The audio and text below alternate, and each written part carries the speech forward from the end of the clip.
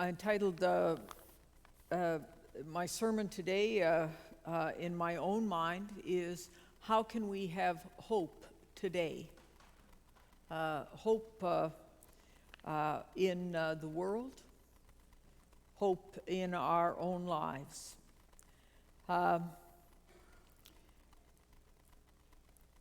first point is to just look around us and see that actually the world this week feels a little bit like what the passage was talking about.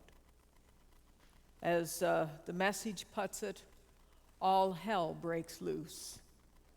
Or as the New Revised Standard puts it, there'll be distress among the nations.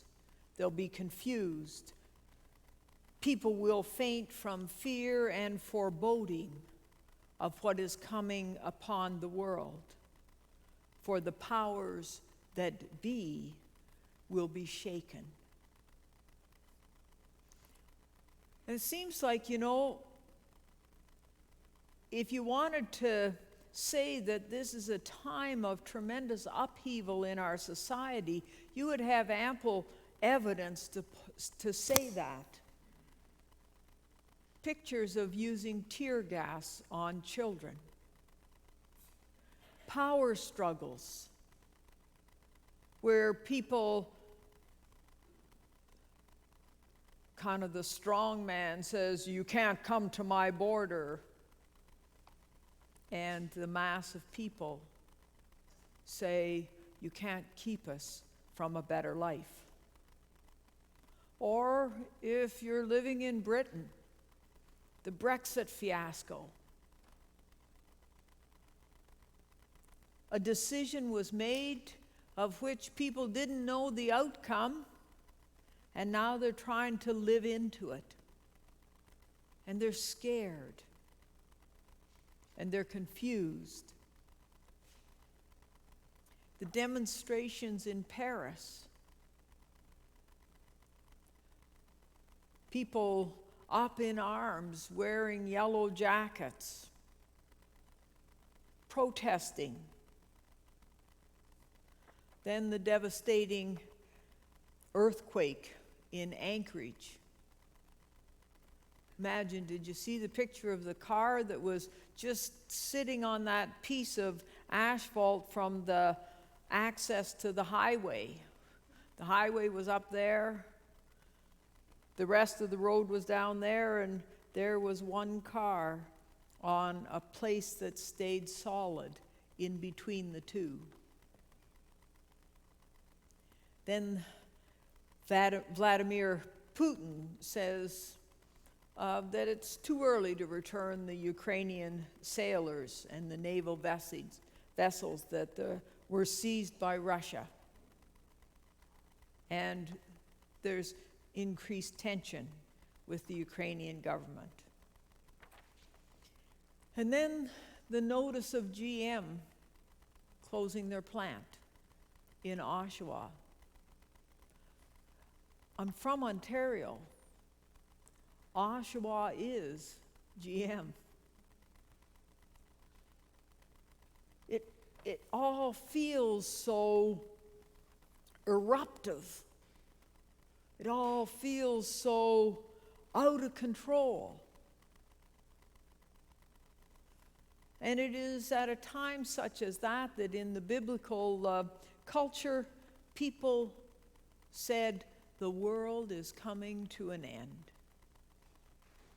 It is at this time such as this that the doomsday sayers had a real field day and said, there is no hope. Everything is going to hell.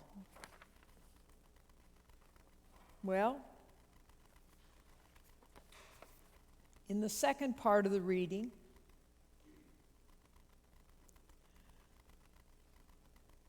the people are encouraged to not give in to these doomsday predictions, but they are encouraged to see that there have been signs of these coming struggles, that they are not just passive recipients of things totally beyond their control and outside of their ability to know about. I thought about and wondered how many families who are living in Oshawa, where they've had 2 or 3 generations of people work for the factories, the auto plants. I wonder how many of them said to their children, you know, the signs are there that the future for the gasoline automobile is changing. And maybe you should think about training for something else. I'm sure there were some families who saw the signs of the time and did something different. I couldn't help but wonder if we had been the union rep 10 years ago negotiating the deal, the new contract, if we might not have been wise to say, let's put in some retraining money.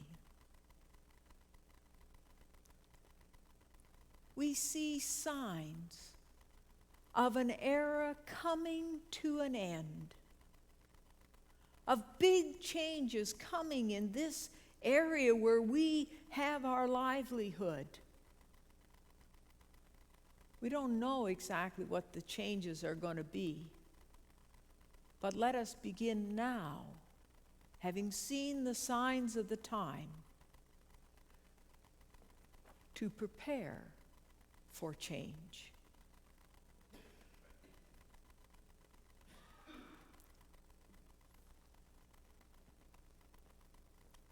I can see, and it's partly because I think it's the job of a minister in some ways to see the signs of the time, to not be so busy that we ignore the little signs of change, of hope erupting, of death coming. But I'm not the only one who does that. I bet you folks do it, because you're all experienced people in living, and you have a faith story that reminds you every Advent that change happens.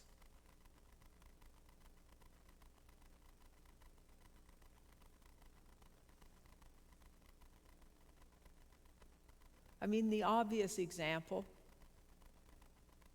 is what we're doing with Cadbury Bay. We're saying we don't have to wait until we're brought to our knees by the changes that happen around us. We can see the signs and do something different now that is of our choosing. But there's signs also in our own lives.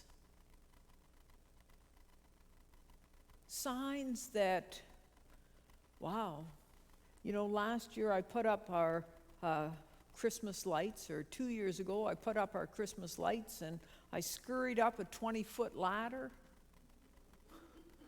and I thought nothing about it. And I used to love to climb out on the roof. Here it is, 2 years later, And I'm looking at the 20-foot ladder. And I'm saying, Cheryl, do you see how the times are changing for you? And if I have eyes to see, and if I'm honest with myself, I'm probably going to find a way not to go up the 20-foot ladder, right?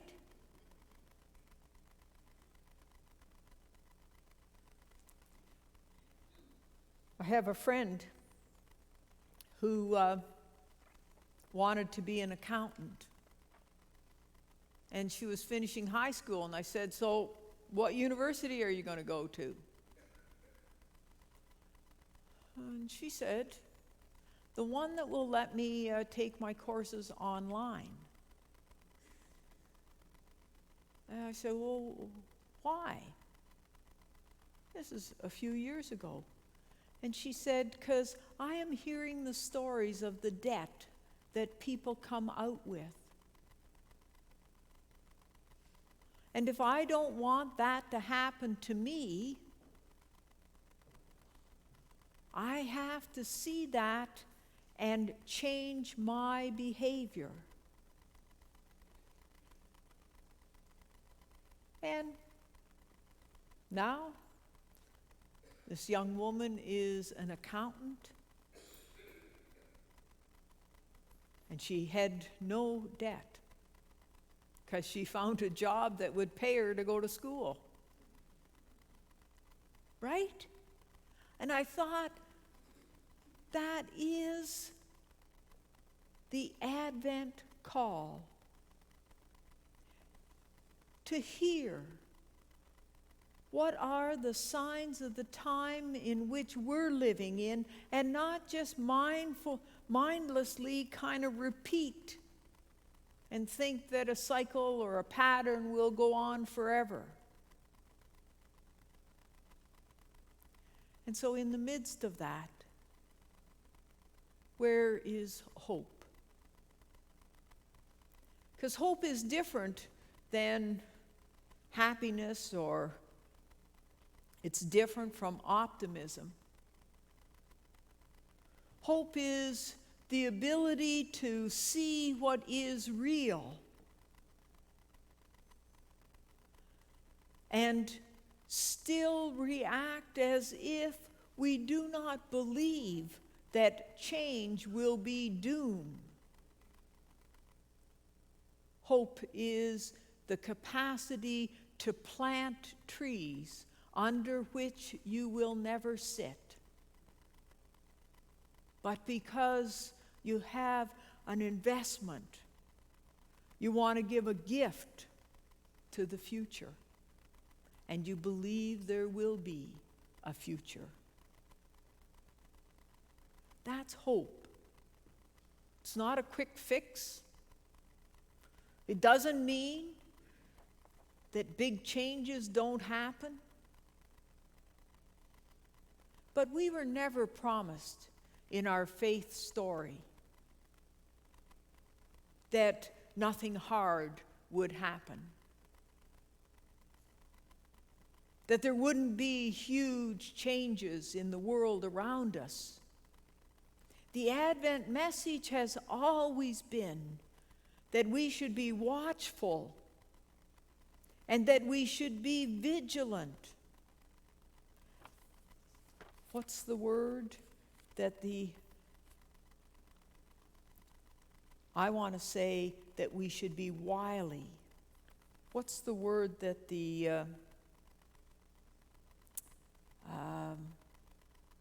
doesn't matter. Oh, have our wits. We have to use our wits. That's what the Advent call has always been. Not smooth sailing, but that if we are willing to see the signs of the time and use our wits, that we will have some agency, some capacity to put in place something that will survive all the chaos. On the one hand, it's a hard message, and on the other hand, I find it very hopeful. I find it hopeful to think that we don't just take care of ourselves, but we look for the long vision. And we kind of say, what are the trends that we have to see? We got to be smart. We got to be wily. And those are wonderful things to be. If we're going to have hope in this time of change in our world, well, folks, we got to be awake. And we got to pay attention. And we got to take risks. And if we do that, I think we will experience hope. Thank you for listening.